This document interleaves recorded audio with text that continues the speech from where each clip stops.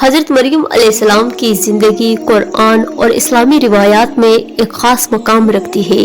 وہ ایک پاک باز اور نیک خاتون تھی جنہیں اللہ نے اپنے نبی حضرت عیسیٰ علیہ السلام کے والدہ کے طور پر جانا۔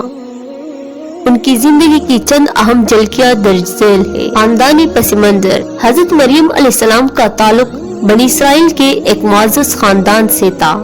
ان کے والد کا نام عمران اور والدہ کا نام حنا تھا۔ قرآن میں انہیں عمران کے نام سے یاد کیا جاتا ہے۔ پیدائش اور پرورش: ان کی والدہ نے اللہ سے دعا کی تھی کہ اگر انہیں بیٹا ہوا تو اسے اللہ کی خدمت کے لیے وقف کرے گی۔ جب حضرت مریم علیہ السلام پیدا ہوئی تو اللہ نے ان کی دعا قبول فرمائی اور مریم کی پرورش اللہ کے حافظ میں کی گئی۔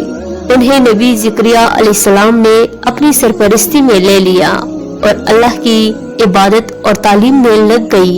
حضرت مریم علیہ السلام اپنی عبادت گزاری اور پاکیزگی کے لیے مشہور تھی۔ قرآن میں ان کا ذکر اللہ کے خاص بندوں میں کیا گیا ہے۔ انہیں اللہ کی طرف سے جبریل علیہ السلام کے ذریعے روحانی غذا بھی مہیا کی جاتی تھی۔ اللہ نے مریم کو یہ بشارت دی کہ وہ ایک عظیم نبی کی والدہ بنے گی جس کا نام عیسیٰ ہوگا۔